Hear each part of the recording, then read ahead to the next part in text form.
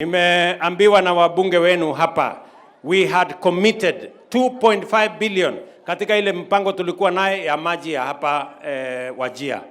Lakini program hiyo ilikwama kwa sababu ile feasibility study ilifanyika ikaharibika. Sasa tumekubaliana, nikirudi hapa Januari kwanza tunakuja, tumewapatia milioni 550 ya mambo ya sewage system ya town hii town yenu ya Wajir. Contractor nitakuja naye Januari ya kupanga mambo ya sewage system. Alafu hiyo ya maji tumekubaliana na governor na wale viongozi wengine ya kwamba hiyo project ya maji vile ilikuwa imepangwa lazima ifanyike. Ama namna gani?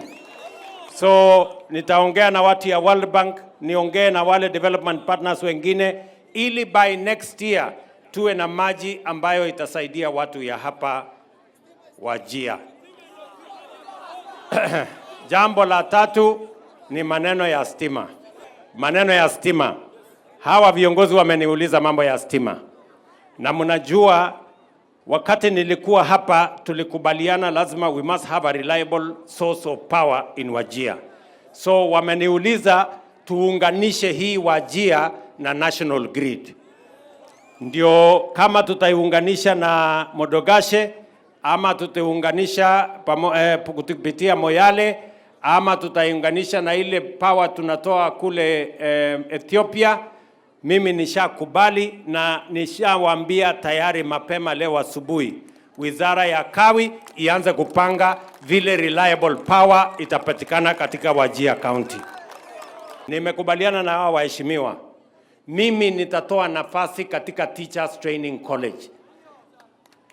Vijana wa hapa waamue kuwa walimu, wapatiwe sponsorship na hawa viongozi, na mimi I will give them positions, affirmative action position katika Teachers Training College, ndio watoto wa hapa wapate walimu kutoka Wajir County. Hata ikitokea shida kiasi gani, mtu akiwa nyumbani hawezi kutoka kwao. Ama namna gani jameni? Mwezi huu nataka mnisikize watu wa Wajir. Mwezi huu mimi ninaajiri walimu wengine 20,000. Na mimi nataka walimu kutoka hapa Wajir ni waajiri ndio wasomeshe watoto wa Wajir. Kuna walimu hapa? Hamuna? Kwani sasa nyinyi mnapenda masomo kweli? Sasa wewe unaweza kupenda masomo kiasi gani na wewe hujajitokeza kuwa mwalimu? How are you going to have teaching without teachers? You people. Na unajua hii wafugaji wengi wao wako na maringo sana. Wanasema hii kazi ya mwalimu iko na pesa kidogo, mimi sitaki hiyo. Sasa wewe ukikataa kuwa mwalimu, nani atafundisha mtoto wako? Si lazima tujitolee? Yes. Teaching is a profession and is a calling. Mimi nawauliza nyinyi tutafute vijana wa kutoka hapa wakuwe walimu ndio tuweze kuhakikisha kwamba watoto wa Wajir vile watoto wa Kenya wanafundishwa hata wa Wajir hapa wanafundishwa. There's one thing that is always very close to my heart. It is the road from Isiolo to Mandera. Your Excellency, in the morning we say there's a problem with coordination in matters of implementing this road. But there's also a challenge in coordinating security issues concerning the road. Your Excellency, from Wajir going to Mandera, we have security challenges, which of course, as the county government of Wajir and county government of Mandera and the people of these two counties, we are prepared to defend in the implementation of this road. Your Excellency, what we really require is a proper security coordination. We have challenge in that area because this is not a normal project. The challenges are there. We know it very well. If we don't coordinate it well, because there are people who look at this project as getting allowances and project implementation. So, Your Excellency, as we requested you the other day when we met you as members of UDM, this project needs to move to your office. because there are some Kenyans who doesn't see this as an important project. And unless it is put in the right place, which we believe it will be under your office. I know your intention, you mean good, very well, good for these people of this region, and unless it is moved there, this project will not be successful.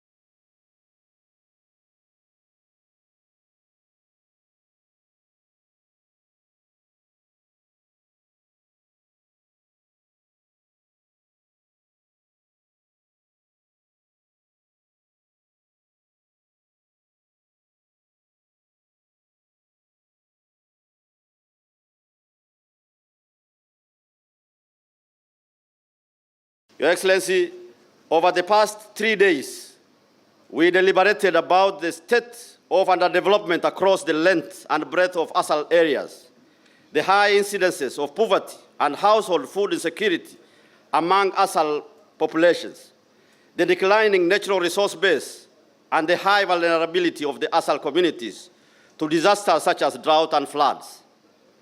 We also shared ideas and deliberated on actionable solutions as we proudly spoke about the enormous potential that exists in the ASALs.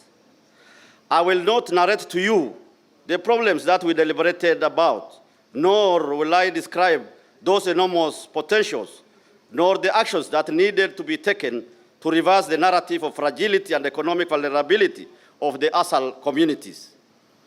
Your Excellency, the failure to develop the arid and semi-arid lands of Kenya is not due to a lack of understanding of what should be done. It is due to a lack of political will to do that which should be done. Your Excellency, we knew since independence that ending drought emergencies was not only an economic imperative, but an achievable goal. Every government has always known the importance of livestock sector to Kenya's national economic growth. A lot has been said and written on how harnessing natural resources that exist in Kenya's ASALs could drive and sustain national development.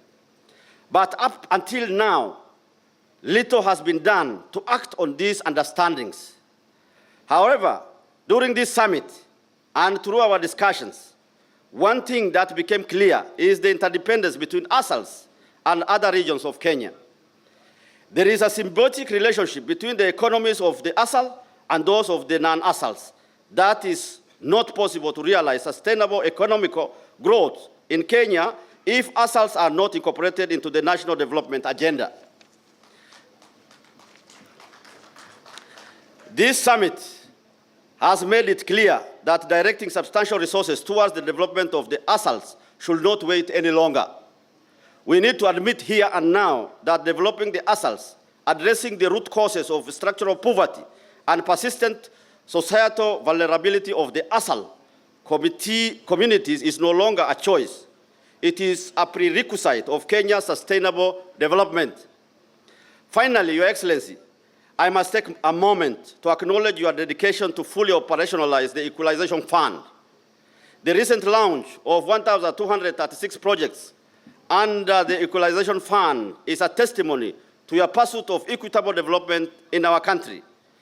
As I commend you for your dedication, it is our request that you insulate equitable development of Kenya from political infiltrations by political actors. Currently, the Equalization Fund is spread across 34 counties and 111 constituencies, instead of the original 14 counties to be targeted by the fund. Unless a bold decision is made to stop this overspreading of Equalization Fund, there is a risk that the fund will not realize the transformative, impactful, and equitable development that is intended for. As I conclude, Your Excellency, I want to give you the assurances of our commitment and that of the FCDC fraternity to support you in your leadership and your endeavor to unite Kenya and lead our nation to prosperity together. I also want to assure the President that our region, and Lamu is a founder member of FCDC. And we want to assure him, in our region, come 2027, we are prepared and we shall back him. I want to tell him that he doesn't even bother to come and campaign in our region. Si tumeamua. Hebu inueni mikono waone tumeamua. Your Excellency, our region and all, our biggest challenge is water. Na tunaomba serikali iwekeze vilivyo ili watu wetu tuondoe shida ya maji katika eneo letu. Kwa hivyo sitaki kusema mengi, ninawashukuru wale wote ambao mmefika na tunamwambia Rais Ruto kuwa mambo bado na yeye mwenyewe atajionea. Hii kipindi imebaki, ile support tutampea. Asanteni sana na Mungu atubariki.